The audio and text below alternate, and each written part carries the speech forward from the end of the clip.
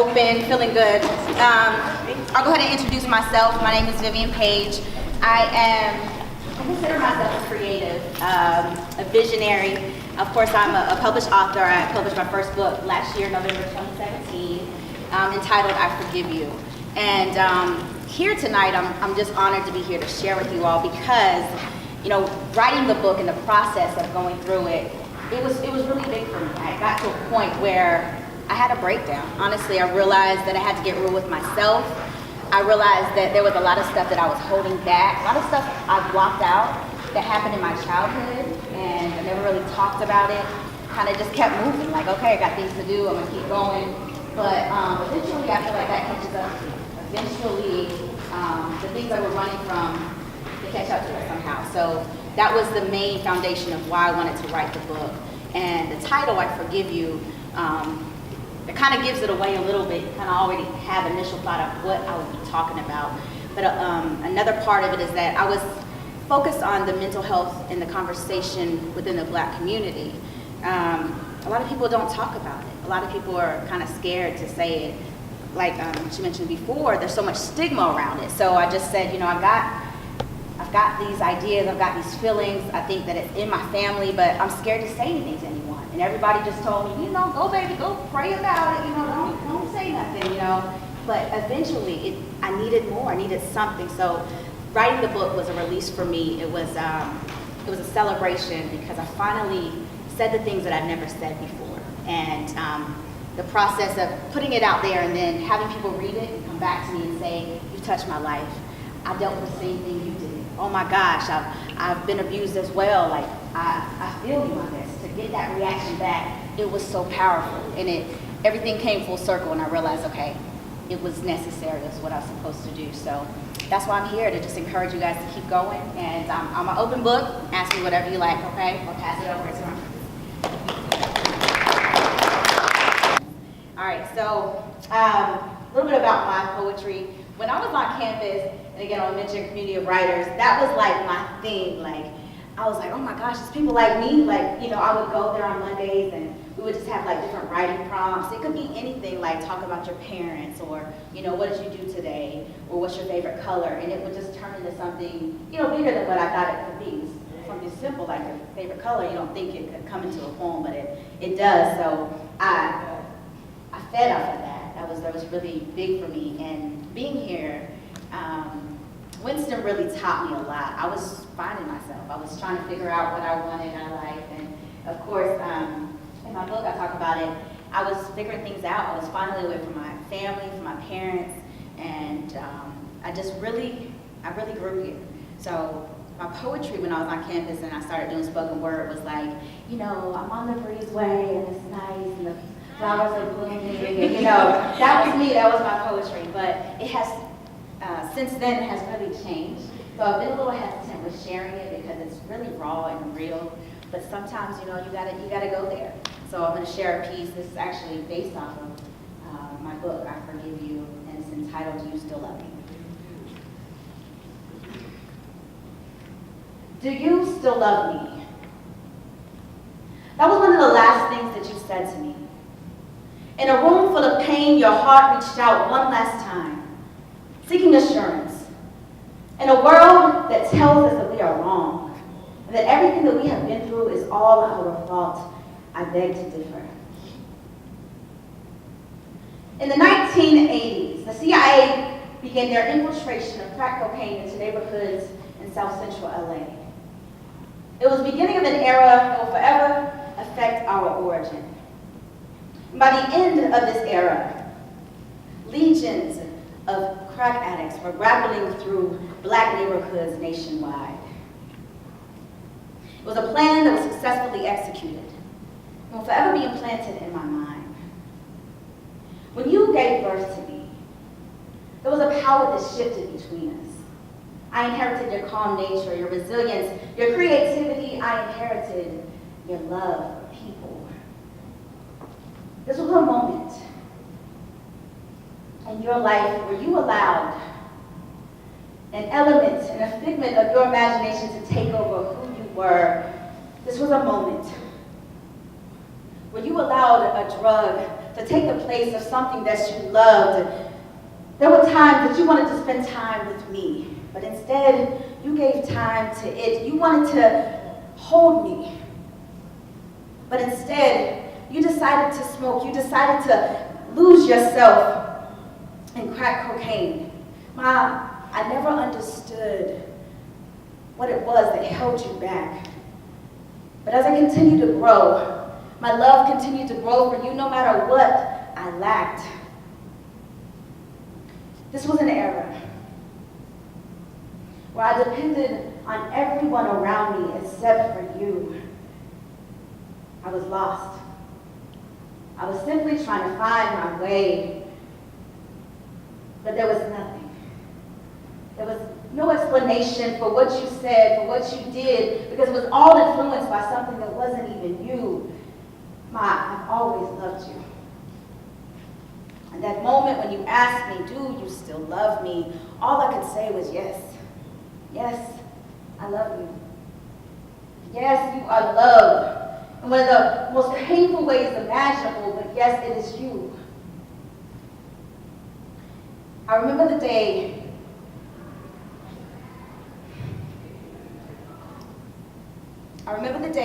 that I had to look up from your casket. And I just simply had to ask God why. I never understood until that day. All the pain, all the hurt, all the disappointment, I never understood until that day. See, God used you. He used you so that I could be a beacon of light for someone else who has seen the same things. He used you. Yes. So that I could be stronger, more powerful, that I could know the meaning of true sacrifice is He used you, Mom.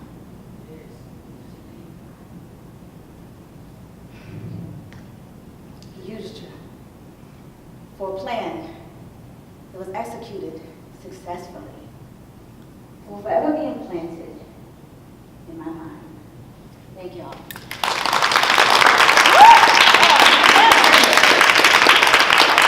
This is why, sometimes when you lose yourself in poetry and writing, and then you share it with someone, it's a powerful exchange, So one of the things you can take from that is don't be afraid that if it's not pretty, don't worry if it's kind of ugly, if it's kind of rough, it's okay.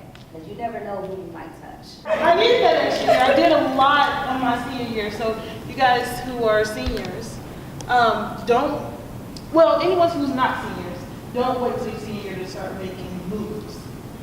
I published this book on the tip of my tongue in 2015. My writing has been something therapeutic for me. I've been writing since I was in 7th grade. But I didn't want to share anything until my sophomore year here at WSSU. We created a group called CAL, Community of Writers. 3 of us was in it together. It really does help when you have a community of people that's with you, doing the same things that you're doing, thinking the same things you're thinking. Last year, I created 6 Minutes of the Heart, February 14th, 2017. I created this book mainly because love is a very important thing. Not just with boyfriend, girlfriend, husband, wife, with yourself, with God. And things happen, you fall out of love or things bad happen, bad things happen. So I created this book. I also brought a couple of copies. If anyone would like this, it's $10. I would like to share something real quick, if I'm able to. Come on, poet. All right, now, I just want to give you a disclaimer. I don't write about myself much. So, I might get a little emotional. So bear with me. It's the blues, they call it. Down in the dumps, they say. Uncertainty, anxiety, it's not just bouncing your leg, it's waiting, worrying, wrecking your brain. It's walking around like a superhero, but with the brain of a villain. It's acting as if everything is under control while the weight of the world is on your shoulders. It's telling yourself the Xanax is working. Every day it's pop goes the weasel. constantly winding yourself up, hoping to pop up, hoping to open up, hoping to come up smiling, but it's killing you. It's the lack of sleep at night. It's the room closing in on you. It's morning with the curtains closed and it's sleeping in with your pillow soaked. It's terrors in the mirror. It's the out-of-body experiences that no one else has experienced but you.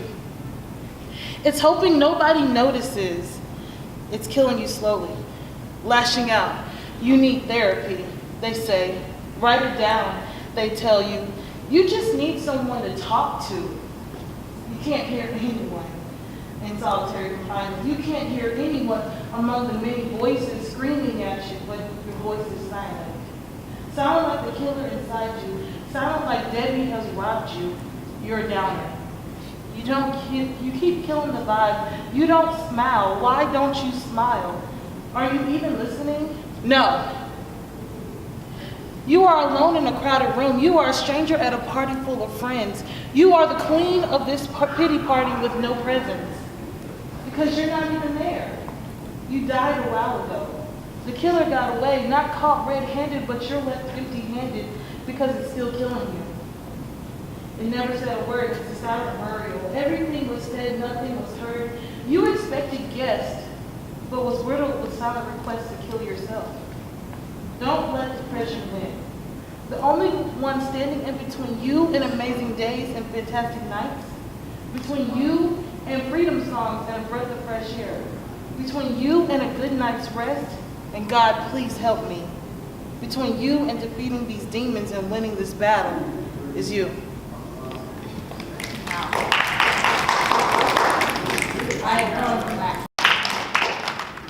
Hello, how's everyone doing? Great. Can y'all hear me? Yes. So my name is Jasmine May and I'm from Charlotte, North Carolina. I attended here from 2011 to 2015. I majored in clinical laboratory science. And like Don said, we had a group here on campus called Community of Writers, and we met like every Monday, and we would just get and go around the table and share our poetry. So like she was saying, if you have a support group, if you have friends, someone that you can talk to, that's really good to kind of just share your things and thoughts with, because you may be going through similar processes, you never know. So I started writing poetry in the 7th grade. My language arts teacher, he had this poetry after school club. So of course they had the cheerleading. Thank you. So of course they had the cheerleading and the dance, but I don't have no rhythm, so that wasn't my lane, y'all.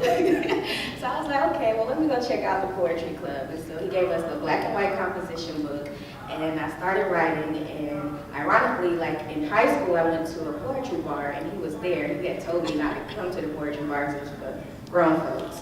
So I'm like seeing him outside of the poetry bar. I'm trying to sneak up the stairs, like he ain't gonna see me. Get in there, it's like super small, y'all. I'm like, okay, he gonna see me. So he's like up there doing his thing, doing a freestyle, and he calls me out in the middle of his freestyle. And then afterwards, we chopped it up. He was like, it's cool, you in college, you doing the right thing. You could come back anytime. But I talked to him like all the time, just telling him, you know, you were very instrumental in my life at that stage, and you gave me poetry, and for that I'll forever be grateful and indebted to him. And so, this is my personal copy right here. I've had it since I published. So I published my first book of poetry in February 2013. And I legit take this with me like everywhere I go, because you never know who you're gonna run into. So I've met a couple of famous people and they've signed it and stuff like that. So sometimes I just look back for encouragement. And this is available on Amazon. Our list price on Amazon is $15. And I'm working on my second collection of poetry, which is called The Evolution of Jasmine, of a Jasmine Flower. So it's just a little bit more personal things and things that I've gone through. And this piece is in there, and it's called Writing to Protect My Sanity. Let's see. Okay.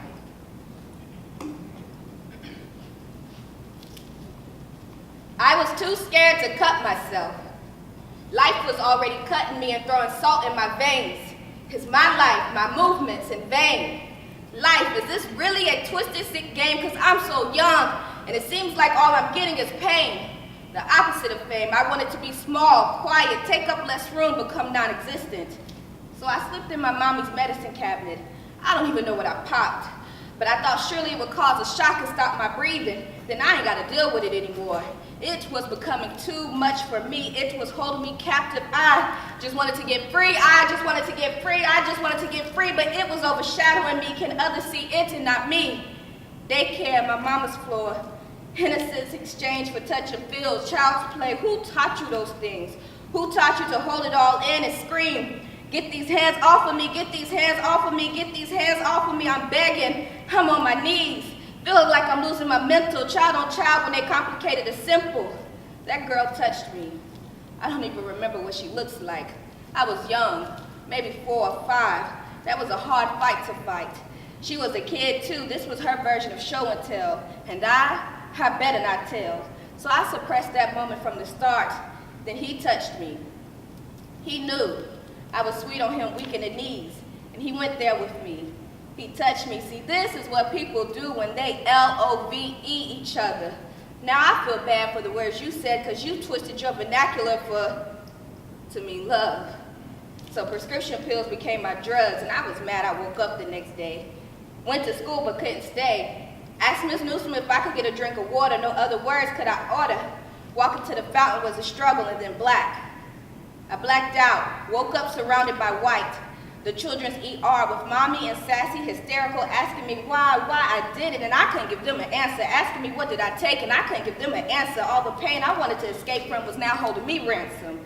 Transferred to my loved ones because I didn't want another one. I didn't want another day. So today I'm on my feet running, trying to maximize my potential. Every day I gotta count my blessings. I'm in it to win it. I write to protect my sanity. Whew.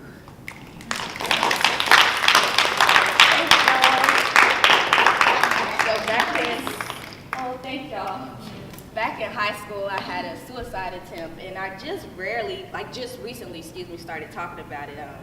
I don't know, I guess like you guys were saying with the negative association or stigma that comes along with mental health, like I had shame associated with what I attempted to do. But not realizing that so many people go through it, and mine was a result of being molested as a child.